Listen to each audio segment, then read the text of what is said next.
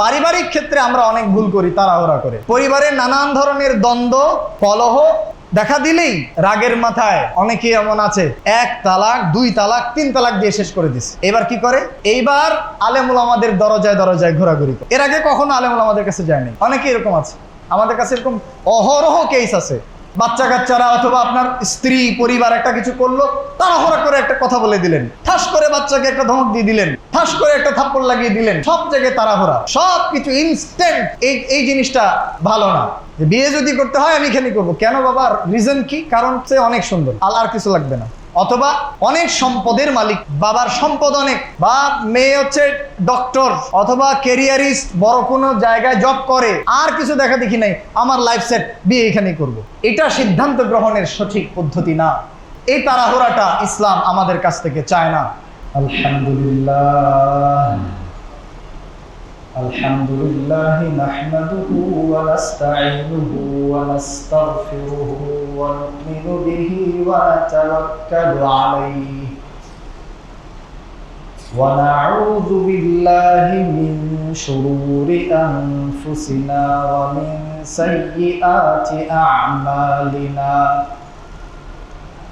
من يهده الله فلا مضل له ومن يضلله فلا هادي له وأشهد أن لا إله إلا الله وحده لا شريك له وأشهد أن محمدًا عبده ورسوله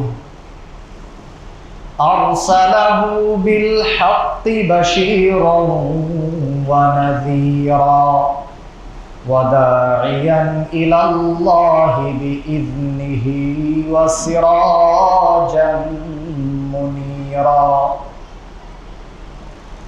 أما بعد فإن خير الحديث كتاب الله وخير الهدي هدي محمد صلى الله عليه وسلم وشر الأمور محدثاتها وكل محدثة بدعة وكل بدعة ضلالة وكل ضلالة في النار أعوذ بالله من الشيطان الرجيم بسم الله الرحمن الرحيم قاف والقرآن المجيد بل عجبوا أن جاءهم منذر منهم فقال الكافرون هذا شيء عجيب أإذا متنا وكنا ترابا ذلك رجع بعيد قد علمنا ما تنقص الأرض منهم وعندنا كتاب حفيظ بل كذبوا بالحق لما جاءهم فهم في أمر مريج وقال تعالى في كلامه المجيد وفرقانه الحميد أعوذ بالله من الشيطان الرجيم لا تحرك به لسانك لتعجل به وقال تعالى فاصبر كما صبر أولو العزم من الرسل ولا تستعجل لهم وقال تعالى وكان الإنسان عجولا উপস্থিত মুসল্লিয়ান, পর্দার আড়ালের মা ও বোনেরা, রব্বুল আলামিনের দরবারে অন্তরের গভীর থেকে কৃতজ্ঞতা জ্ঞাপন করি যে আল্লাহ রাব্বুল আলামিন আমাদের প্রত্যেককেই আকল দিয়েছেন, ভালো মন্দ বুঝবার ক্ষমতা দিয়েছেন। যে আল্লাহ রাব্বুল আলামিন আমাদেরকে বিভিন্ন বিষয়ে তার ইচ্ছা ও মাশিয়াতের অধীনে স্বাধীন সিদ্ধান্ত নেবার তৌফিক দিয়েছেন। সে রব্বুল আলামিনের দরবারে অন্তরের গভীর থেকে কৃতজ্ঞতা জ্ঞাপন করি, আলহামদুলিল্লাহ। প্রিয় মুসল্লিয়ান, আজকের আলোচ্য বিষয়বস্তু তাড়াহুড়ো করার ভয়াবহতা এবং ধীরস্থিরতার উপকারিতা।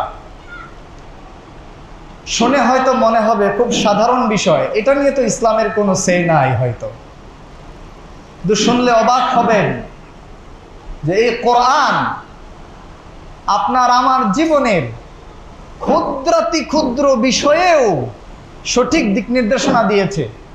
কারণ ছোট একটা পদক্ষেপে যদি আপনার ভুল হয়, এই ছোট ভুল আপনাকে জাহান্নামের অতল তলে ঠেলে দেওয়ার জন্য যথেষ্ট হতে পারে।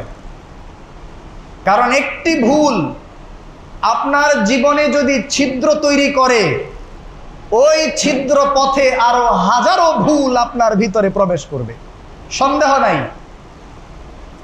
সেজন্যই তাড়াহুড়ো করা, যেটাকে আরবিতে বলা হয় আজালা, এটাকে কোরআনে নিন্দনীয় হিসেবে উপস্থাপন করা হয়েছে। আল্লাহ রাব্বুল আলামিন তার রসুলকে, রসুল সাল্লাল্লাহু আলাইহি ওয়াসাল্লাম কোরআন নাজিল হওয়ার পরে মুখস্থ রাখার জন্য, ইয়াদ রাখার জন্য পেরেশানিতে পড়ে যেতেন, তাড়াহুড়া করতেন, জবান লড়াতেন বারবার। আল্লাহ তাআলা স্পষ্ট করে বলছেন, লা তুহাররিক বিহি লিসানাক, এত তাড়াহুড়া করে জবান লড়ানোর কষ্ট করার তোমার কোনো প্রয়োজন নেই। লা তুহাররিক বিহি লিসানাকা লিতাআজালা বিহি, এই ওয়াহি মুখস্থ রাখার জন্য, সংরক্ষণ করার জন্য, আয়ত্ত করার জন্য তাড়াহুড়ো করার কোনো প্রয়োজন নাই। অর্থাৎ তাড়াহুড়োটাকে তিনি নিন্দনীয় হিসেবে উপস্থাপন করেছেন। আমরা একটা গল্প যদি লক্ষ্য করি, এইখান থেকে এই বিষয়টার গুরুত্ব বুঝতে পারবেন। রাসূলুল্লাহ সাল্লাল্লাহু আলাইহি ওয়াসাল্লামের জামানায় নবম হিজরিতে 631 খ্রিস্টাব্দে, এই বছরটাকে আমুল উফুদ বলা হয়। মনে রাখেন, ওয়াফদ শব্দের অর্থ হচ্ছে প্রতিনিধি দল, রিপ্রেজেন্টেটিভ। বিভিন্ন এলাকা থেকে দলে দলে মানুষ তখন ইসলামের ছায়াতলে আশ্রয় গ্রহণ করা শুরু করে। বিভিন্ন দলে উপদলে বিভক্ত হয়ে মানুষ মদিনায় আগমন করতে শুরু করে আল্লাহ রাসূল সাল্লাল্লাহু আলাইহি ওয়াসাল্লামের সাক্ষাতের জন্য। তারই ধারাবাহিকতায় বানু আব্দি কাইস নামে একটি গোত্র একটি প্রতিনিধি দল নিয়ে মদিনায় আগমন করে ইসলাম গ্রহণ করার জন্য। মদিনায় আসার পরে তারা সহ্য করতে পারছিল না, নিজেদেরকে হোল্ড করতে পারছিল না যে কখন নবীর সাথে দেখা হবে, কখন আমরা ইসলাম গ্রহণ করব। তারা এতই তাড়াহুড়ার মধ্যে ছিল। এমত অবস্থায় তারা তাদের বাহনগুলোকে বাঁধারও সময় নেয় নাই, বাহনগুলোকে খাবার দিবে সেই সময়ও নেয় নাই, কোনো রকম নেমেই দৌড় আল্লাহ নবীর দরবারে ইসলাম গ্রহণ করবে বলে কথা। এমন সময় একজন সাহাবী, একজন ওই বানু আব্দি কাইসের একজন লোক, তার নাম ছিল আসাজ, তিনি তাড়াহুড়া করলেন না, সবাই চলে গেল। উনি ধীরে স্থিরে তার বাহনটিকে বাঁধলেন, গোসল করলেন, প্রস্তুতি গ্রহণ করলেন, সফরের পোশাক পরিবর্তন করে তারপরে তিনি মুহাম্মদুর রাসূলুল্লাহ সাল্লাল্লাহু আলাইহি ওয়াসাল্লামের দরবারে হাজির হলেন। এতে করে তিনি কিন্তু খুব বেশি পেছনে পড়েন নাই, সামান্য একটু বিলম্ব হয়েছে তার। যাওয়ার পরে আল্লাহ রাসূল সাল্লাল্লাহু আলাইহি ওয়াসাল্লাম যখন জানলেন যে সে এই কারণে দেরি করেছে, প্রস্তুতি নেওয়ার জন্য, সফরের পোশাক পরিবর্তনের জন্য, ধীরস্থিরতা অবলম্বন করার জন্য, তখন রাসূলুল্লাহ সাল্লাল্লাহু আলাইহি ওয়াসাল্লাম তাকে বলছেন, সহিহ মুসলিমের হাদিস, ইন্না ফিকা খিসলাতাইন আও খাসলাতাইন, হে আসাদ, তোমার মধ্যে দুইটা বৈশিষ্ট্য এমন আছে, ইউহিব্বুহুম আল্লাহ, এই দুইটা গুণ আমার আল্লাহ ভালোবাসেন। সুবহানাল্লাহ। কি সেই দুই গুণ? সাহাবী অধীর আগ্রহে জানতে চাইলেন, ইয়া রাসূলুল্লাহ, আমি তো সবেমাত্র ইসলাম গ্রহণ করলাম, এখনো ঠিকমতো ইসলামে এসে সারি নাই, কি এমন গুণ বৈশিষ্ট্য আমার মধ্যে আছে যেটা আমার আল্লাহ ভালোবাসেন? রাসূলুল্লাহ সাল্লাল্লাহু আলাইহি ওয়াসাল্লাম বললেন, সেই দুইটা বৈশিষ্ট্য হলো আল হিলমু ওয়াল আনাতু, ধীরস্থিরতা, সহনশীলতা, বুদ্ধিমত্তা এবং শান্তভাবে আগানো, তাড়াহুড়া না করা। সহনশীলতা এবং শান্ত মেজাজের হওয়া, এই দুইটা জিনিস স্বয়ং আল্লাহ রাব্বুল আলামিন ভালোবাসেন। আমরা সবাই নিজেদের আখলাক পরিবর্তন করব তো ইনশাআল্লাহ। আমরা নিজেদেরকে জিজ্ঞেস করি না যে আমরা কতটুকু তাড়াহুড়া প্রিয়। দেখেন, তাড়াহুড়া কি ক্ষতি বয়ে আনতে পারে এটা বলে শেষ করা যাবে না। আমরা জীবনে প্রায় প্রতিটি ক্ষেত্রে তাড়াহুড়া করি। সকালবেলায় হয়তো একটা যুবক ছেলে মোটরসাইকেলটা হাতে নিয়ে বের হয়েছে, যদিও তার কোনো কাজ নাই, তারপরেও সে এত তাড়াহুড়া করে যাচ্ছে মনে হচ্ছে বাড়িতে আগুন লেগেছে, অথবা যেখানে যাচ্ছে বন্ধুর বাসায় সেখানে আগুন লেগেছে। এবং এই তাড়াহুড়োর মধ্যে কত ঘটনা ঘটে যে আর এই ছেলেটা বাসায় ফেরে নাই। এরকম অনেক। কোথাও যাচ্ছেন, সময় কম দেখে রাস্তা পারাপারের সময় ডানে বামে দেখা দেখি নিয়ে দৌড় দিলেন, হুট করে ট্রাক একটা এসে চাপা দিয়ে দিল। তাড়াহুড়ার কারণে হায়াত শেষ। কিন্তু তাড়াহুড়ো আমাদের জীবনে এই ধরনের ভয়ঙ্কর ক্ষতি বয়ে আনতে পারে। শুধু তাই না, আমরা আজকে এমন হয়ে গেছি সব জায়গায় আমাদের তাড়াহুড়া, খালি একটা জায়গা ছাড়া। এটা কি? এটা মোবাইল যখন হাতে নেই তখন আর কোনো তাড়াহুড়া নেই, তখন আমরা নিচের দিকে যেতেই থাকি, কিয়ামত হয়ে যাবে, তারপরে নিচে কি আছে আর দেখা শেষ হবে না। এখানে কোনো তাড়াহুড়া নেই, আর সব কাজে তাড়াহুড়া। পরিবারে বাচ্চা কাচ্চারা অথবা আপনার স্ত্রী পরিবার একটা কিছু করলো, তাড়াহুড়া করে একটা কথা বলে দিলেন, ঠাস করে বাচ্চাকে একটা ধমক দিয়ে দিলেন, ঠাস করে একটা থাপ্পড় লাগিয়ে দিলেন। সব জায়গায় তাড়াহুড়া, সব কিছু ইনস্ট্যান্ট। এই জিনিসটা ভালো না। এই তাড়াহুড়াটা ইসলাম আমাদের কাছ থেকে চায় না। দেখেন, তাড়াহুড়ার কারণে বড় বড় খারাপ সিদ্ধান্ত আমরা আমাদের জীবনে নিয়ে নিই। হঠাৎ করে রেগে গেলেন, দৌড় আর চাকরি করব না, ছেড়ে দিলেন, একদিনে ছেড়ে দিলেন, পরের দিন থেকে চাকরির জন্য ঘুরে বেড়াচ্ছেন। অথচ আপনি ঠান্ডা মাথায় চিন্তা করতে পারতেন যে এটা কি অতটাও বড় ঘটনা যে কারণে আমার চাকরি ছেড়ে দিতে হবে? দৌড়, এই ব্যবসা আর আমি করবো না, বাদ, দোকান বন্ধ, রাগ করে দিলেন। আসলে কি এমন কিছু ঘটেছে যে আপনার একদমই এখনই বন্ধ করে দেওয়াটা কল্যাণকর? নাকি আপনি ধীরে সুস্থে বিকল্প পথ বের করে তারপরে সিদ্ধান্ত নেবেন? এই তাড়াহুড়াগুলা আমাদের জীবনে বড় ক্ষতি বয়ে আনে। সম্মানিত মুসল্লিয়ান, তাড়াহুড়ার মাধ্যমে আমরা হয়তো রাস্তাঘাটে অনেকের উপরে জুলুম করে ফেলি। হঠাৎ করে রেগে গেলেন, দুর্বল একজনকে পাইলেন, রিক্সাওয়ালা বা ভ্যান চালক, ঠাস করে গিয়ে ঠাস দুই চারটা লাগাই দিলেন, থাপ্পড় দিয়ে দিলেন, জুলুম করলেন। আপনি কিয়ামতের দিন এই তাড়াহুড়ার জন্য ধরা খেয়ে যাবেন। যখন আপনি রেগে গেছেন, আপনি নিজেকে কন্ট্রোল করেন, বলেন যে দেখো, তুমি যদি তাড়াহুড়া করে কোনো জুলুম অন্যের উপরে করে ফেলো, কিয়ামতের দিন কিন্তু আল্লাহর কাছে ধরা খেয়ে যাবে। সুতরাং শান্ত। মানুষ বলে রেগে গেলেন তো হেরে গেলেন, কথা সত্য। লাইসা শাদীদু বিসসুরাহ, কুস্তি, বক্সিং, রেসলিং এ যে বিজয়ী হয়, ফাইট করে যে জয়ী হয়, সে প্রকৃত বীর নয়। প্রকৃত বীর হলো সেই আল্লাযী ইয়ামলিকুল গাদাব, ইয়ামলিকু নাফসাহু ইনদাল গাদাব, রাগের সময় নিজেকে ধরে রাখতে পারে, সেই হলো প্রকৃত বীর। এই ঠান্ডা ও শান্ত মেজাজি হওয়ার চেষ্টা আমাদেরকে অব্যাহত রাখতে হবে।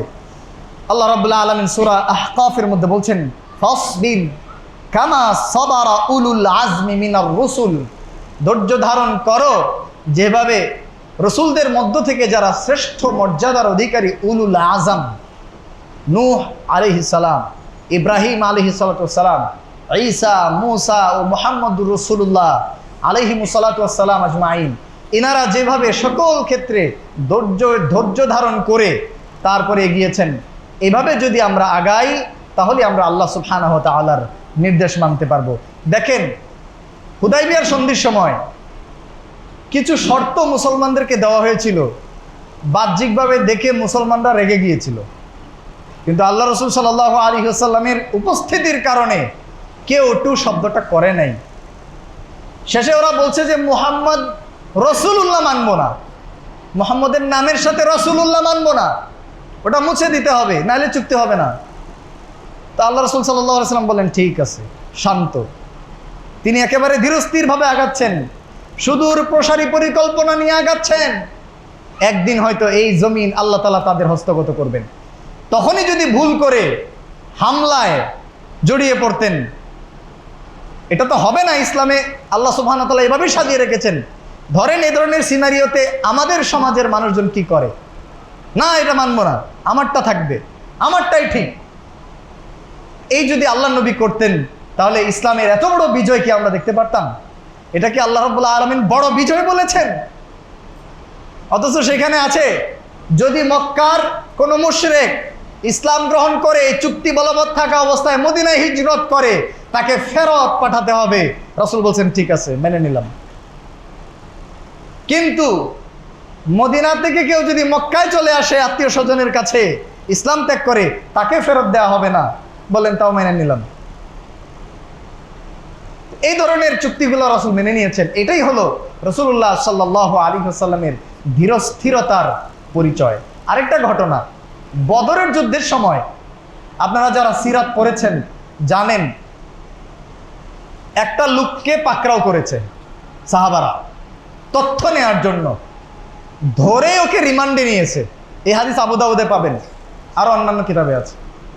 ধরে সাহাবারা ওকে রিমান্ডে নিয়েছে, রিমান্ডে নিয়ে উত্তম মধ্যম দিয়ে ওর কাছ থেকে স্বীকারোক্তি আদায় করছে যে এরা আসতেছে যুদ্ধ করতে, এটা ওটা এটা ওটা। তো যখন ওরা ধরে মার দিচ্ছে তখন ও উল্টাপাল্টা যেটা চাচ্ছে ওটা বলে দিচ্ছে। যখন ছেড়ে দিচ্ছে তখন সে সত্য কথা বলছে যে না, সেই সম্পর্কে কিছুই জানে না।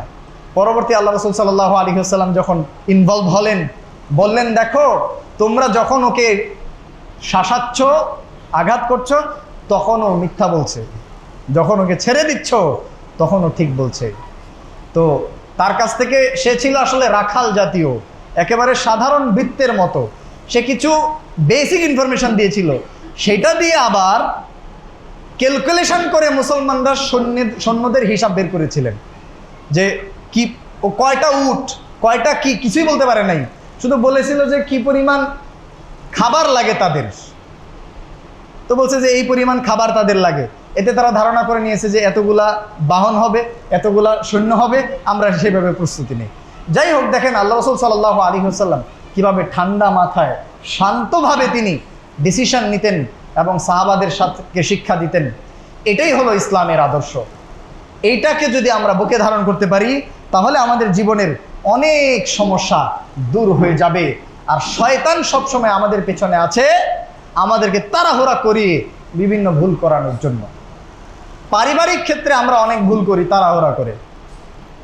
পরিবারে নানান ধরনের দ্বন্দ্ব, কলহ দেখা দিলেই রাগের মাথায় অনেকেই এমন আছে, 1 তালাক 2 তালাক 3 তালাক দিয়ে শেষ করে দিছে, শেষ। এবার কি করে? এইবার আলেম উলামাদের দরজায় দরজায় ঘোরাঘুরি করে। এর আগে কখনো আলেম উলামাদের কাছে যায় নাই। অনেকে এরকম আছে, আমাদের কাছে এরকম অহরহ কেস আছে। সে ভিন্ন মানহাজের, ভিন্ন মাসলাকের হোক, সে বিদআতি, তারপরেও সে কি করে? এইবার সালাফি উলামা খুঁজে। কেন খুঁজে? কারণ সালাফি উলামাদের ফাতাওয়া হচ্ছে একসাথে 3 তালাক দিলে কয় তালাক হয়? 1 তালাক হয়। এখন সে সুযোগটা নেওয়ার জন্য ঘুরে ঘুরে এদিকে আসে। তো যাই হোক, অন্যান্য ক্ষেত্রে আবার এই ফাতাওয়া কোরআন হাদিসের মানতে রাজি না, শুধু তালাকের সময় সুযোগ সন্ধানী। আমি শুধু ওই তাড়াহুড়া করা মানুষদের কথা বলছি, মাসআলা ডিফারেন্ট হতেই পারে, সেটা আলাদা বিষয়। ওই লোকটা যখন 1 2 3 করে একদম 22 তালাক দিয়ে শেষ করে দিয়েছে। ও কি একটু চিন্তা করতে পারলো না যে ঠিক আছে আমি এখন শান্ত থাকি, রাগের সময় একটু নিয়ন্ত্রণ করি, একসাথে থাকবো কি থাকবো না, লেটস ডিসাইড লেটার, একটু পরে সিদ্ধান্ত নেই, এখন আগে মাথাটা ঠান্ডা হতে দেই। কিন্তু না, ওহর তখনই বলতে হবে, উনি সব বলে দিয়েছেন। এই ঘটনার কারণে কত মানুষ যে এবার তারপরে দুজন মিলেই কান্নাকাটি শুরু করছেন, দুই বাড়িতে দুইজনই কান্নাকাটি করছেন। কি করবে তারা, দিশেহারা। এই হলো তাড়াহুড়ার ফলাফল। চোখের সামনে এরকম ঘটনা।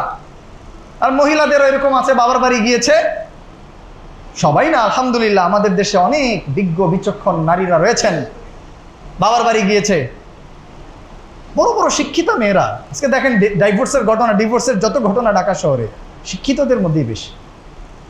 বাবার বাড়ি গিয়েছে, বাবার উস্কানিতে, মায়ের উস্কানিতে, আত্মীয় স্বজন বান্ধবীরা বলছে এমন স্বামীর ঘর তুই করবি, ছেড়ে দে ওকে। আর দেরি নাই, উকিল ডাকো, নোটিশ পাঠায় দিছে। পাঠায় আবার নিজেই পরের দিন থেকে কান্নাকাটি শুরু। পরের দিন থেকে সে বুঝে গেছে শয়তান দূর হয়ে গেছে, এখন তাড়াহুড়াটা কমে গেছে। কিন্তু ঘটার যা ঘটে গেছে, স্বামী বলছে তুমি আমাকে লেটার পাঠাইছো, আমি আর তোমাকে আনবো না। চোখের সামনে অহরহ ঘটনা এরকম দেখছি। অথচ যখন সময় ছিল, সুযোগ ছিল, তখন ইগো ভেঙে হাজবেন্ডের কাছে গিয়ে যদি দুইটা কথা বলতো, আমার মনে হয় না 1 মিনিটের বেশি রাগ টিকত। শুধু তাড়াহুড়ার কারণে, অন্যের উস্কানির কারণে, শয়তানের প্রভাবের কারণে আজকে সংসার ভেঙে গেল। সন্তানগুলা বাবা মায়ের বিচ্ছেদ দেখলো এবং পরবর্তীতে তাদের উপরে নানান মানসিক চাপ পড়বে। এই সন্তানদের মধ্যে আল্লাহ না করেন কেউ কেউ হয়তো নেশাখোর হয়ে যাবে, কেউ কেউ হয়তো তার জীবনের গোল হারিয়ে ফেলবে, কেউ কেউ হয়তো আল্লাহকেই ভুলে যাবে হতাশ হয়ে। তো এই হচ্ছে আমাদের সমাজের তাড়াহুড়ার ফলাফল। তাড়াহুড়া কখনোই আমাদের জীবনে দুনিয়াবী ক্ষেত্রে, এই সমস্ত ক্ষেত্রে কল্যাণ বয়ে আনে নাই। তাড়াহুড়ার আরেকটা ক্ষতি সুইসাইড। আপনারা দেখেছেন আমাদের দেশে এবং দেশের বাইরে হতাশা থেকে তাড়াহুড়া করে নিজেই নিজের জীবন নিয়ে নেয়। একটা ঘটনা হাদিসের সহিহ বুখারী এবং মুসলিমে রয়েছে। একটি যুদ্ধে রাসূলুল্লাহ সাল্লাল্লাহু আলাইহি ওয়াসাল্লাম উপস্থিত আছেন। একজন যোদ্ধা, মুসলিমদের একজন যোদ্ধা ভয়ঙ্করভাবে কাফেরদেরকে প্রতিহত করছে। তার সামনে ছোট বড় কোনো কাফের নাই যে পড়েছে আর তাকে শেষ করে নাই। কানা আশাদ্দান নাসি আলাল মুশরিকিন, যুদ্ধের ময়দানে মুশরিকদের জন্য সে সবথেকে ভয়ঙ্কর ছিল।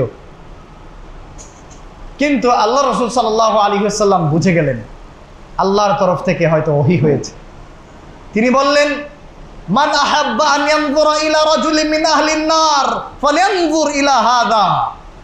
কারো যদি কোন জাহান্নামী দেখার ইচ্ছা থাকে একে দেখে নাও। নাউযুবিল্লাহি মিন যালিক। লোকটা জাহান্নামী।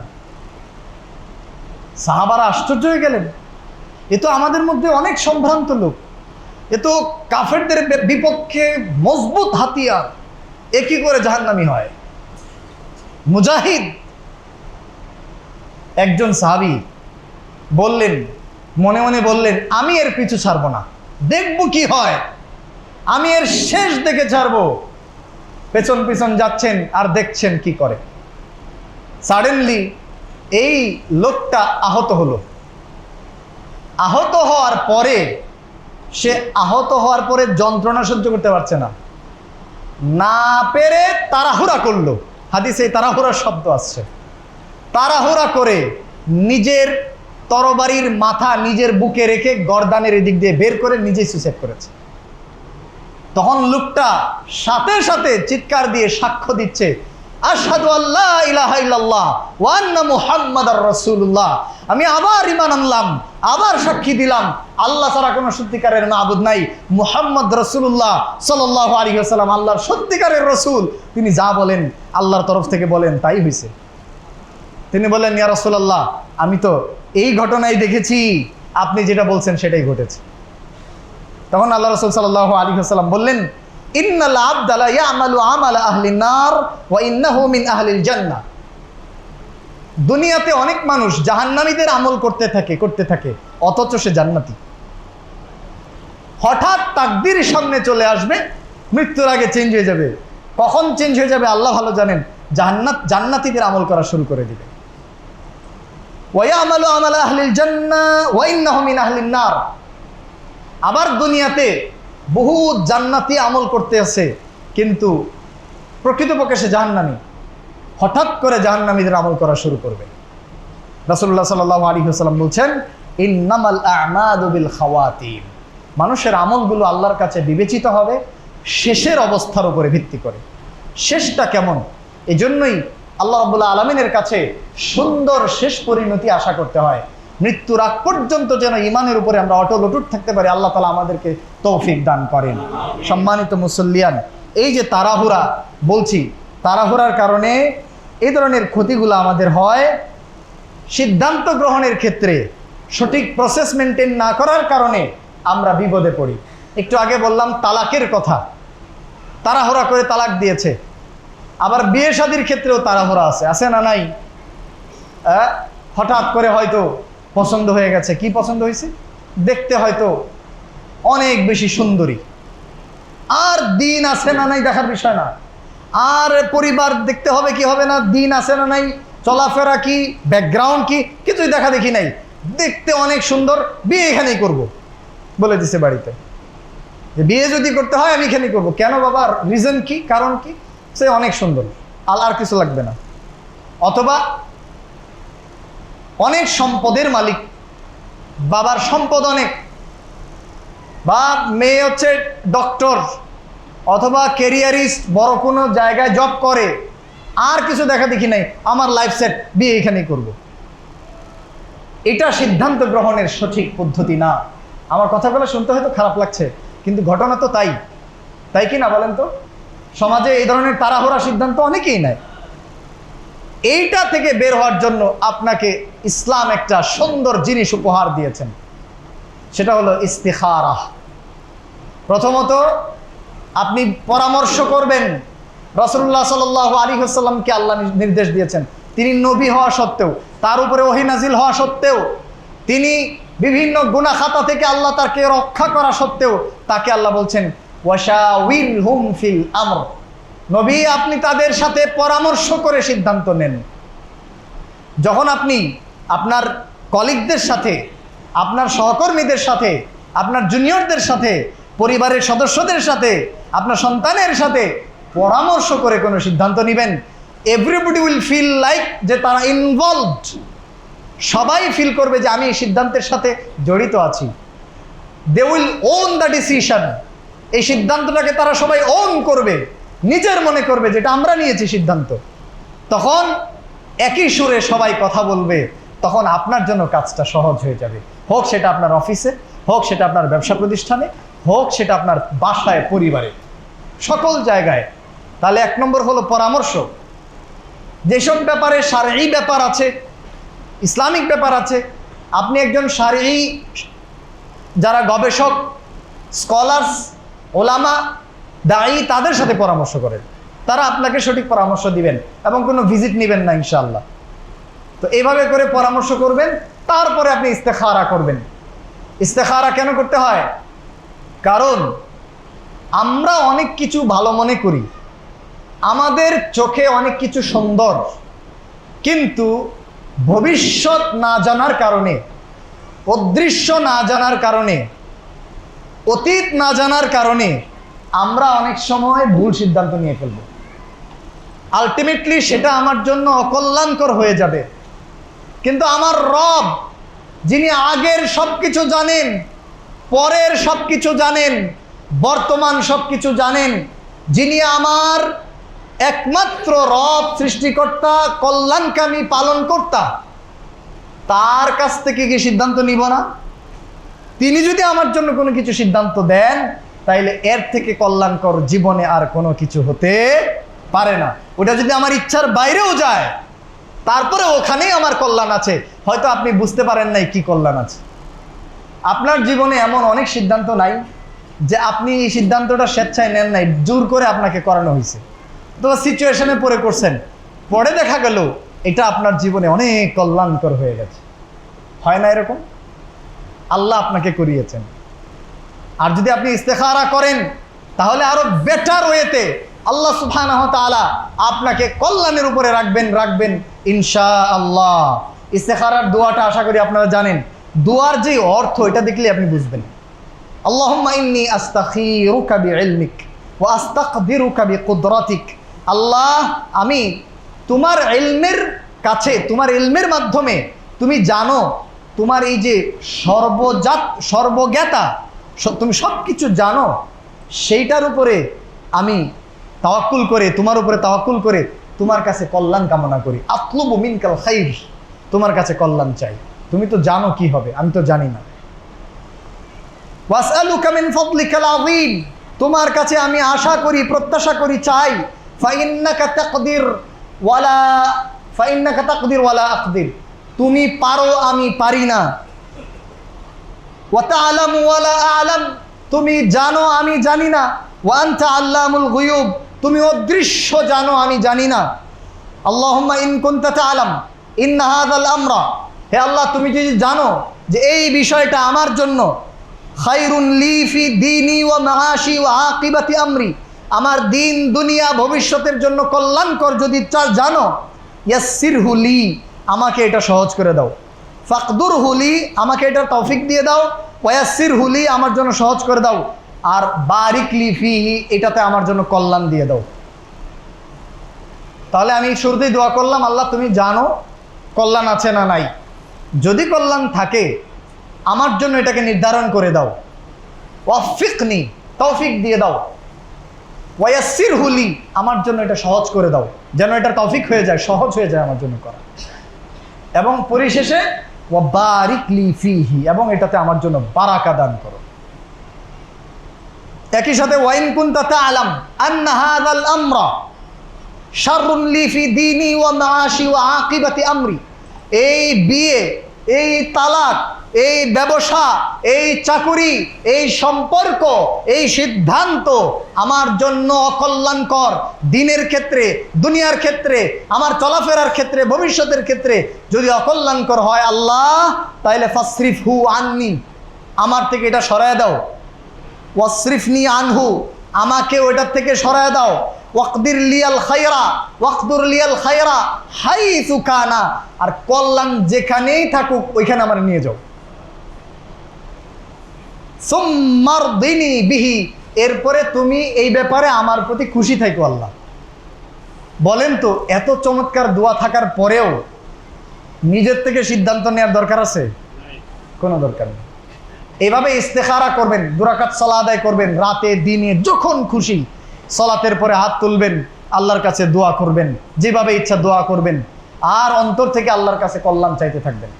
দেখবেন আপনার অন্তরে একটা ইশারা হয়ে গেছে, আল্লাহ তাআলা কোনো একটা ইশারায় বোঝাচ্ছেন, আর এটা ভালো হবে, করে ফেলো। অথবা দেখবেন এমন ঘটনা ঘটে গেছে আপনি এটা করতেই পারবেন না, অথবা এমন ঘটনা ঘটে গেছে যে এখন এটাই করতে হবে আপনার, তার মানে আল্লাহ আপনার জন্য সহজ করে দিয়েছেন। আল্লাহ রাব্বুল আলামিনের কাছে এভাবে সিদ্ধান্ত চেয়ে আমরা আমাদের জীবনের প্রত্যেকটা পদক্ষেপ যেন গ্রহণ করতে পারি, আল্লাহ তাআলা আমাদেরকে তৌফিক দান করেন। ইবাদতে তাড়াহুড়া, আপনারা জানেন এক লোক মসজিদে প্রবেশ করেছে, আল্লাহ নবী বসা, এসে সালাত আদায় করে এসে আল্লাহ নবীকে সালাম দিয়েছে। আল্লাহ রাসূল সাল্লাল্লাহু আলাইহি ওয়াসাল্লাম সালামের উত্তর দিয়ে বললেন, ইরজি ফাসাল্লি ফাইন্নাকা লাম তুসাল্লি, যাও আবার সালাত আদায় করো, তুমি সালাত আদায় করোই নাই। 3 বার লোকটা সালাত আদায় করলো, এসে বলল তুমি আবার, আল্লাহ নবীকে সালাম দিল, নবী সালামের উত্তর দিয়ে বললেন আবার যাও সালাত আদায় করো, ফাইন্নাকা লাম তুসাল্লি, তুমি সালাত আদায় করোই নাই। 4র্থবারের লোকটা বলল, ইয়া রাসূলুল্লাহ লা উহসিনু গায়রা যালিক, এর থেকে ভালো সালাত আর আমি জানি না, আপনি আমাকে শিখায় দেন। আল্লাহ নবী তাকে শিখালেন, কিয়াম করবা, রুকু করবা, রুকু থেকে উঠে দাঁড়াবা, প্রত্যেকটা ক্ষেত্রে ইতমিনান হাসিল করবা, ধীরস্থিরতা অবলম্বন করবা, তাড়াহুড়া করবা না। এটাই আমার পয়েন্ট। সালাতে তাড়াহুড়া করা যাবে না, দোয়ায় তাড়াহুড়া করা যাবে। যে আমি আল্লাহকে এই যে ডাকছি, আল্লাহ আমার ডাক শুনে না। অনেকেই বলে যে আল্লাহ আমার ডাক শোনে না, আমি তো আল্লাহকে অনেক ডাকি, অনেক দোয়া করি, কবুল হয় না, কবুল হয় না। হতাশা। দোয়া কবুল না হওয়ার এটা একটা কারণ, যে আপনি দোয়া করে আল্লাহর কাছ থেকে আশা করেন যে এখনই কবুল হবে, এখনই কবুল হবে। এই প্রত্যাশা এভাবে রাখা যাবে না। আল্লাহ নবী সাল্লাল্লাহু আলাইহি ওয়াসাল্লাম বলছেন, ইউস্তাজাবু লি আহাদিকুম মা লাম ইউআজ্জিল। তোমাদের প্রত্যেকের দোয়া কবুল হয় যতক্ষণ না সে তাড়াহুড়া করে ফেলে।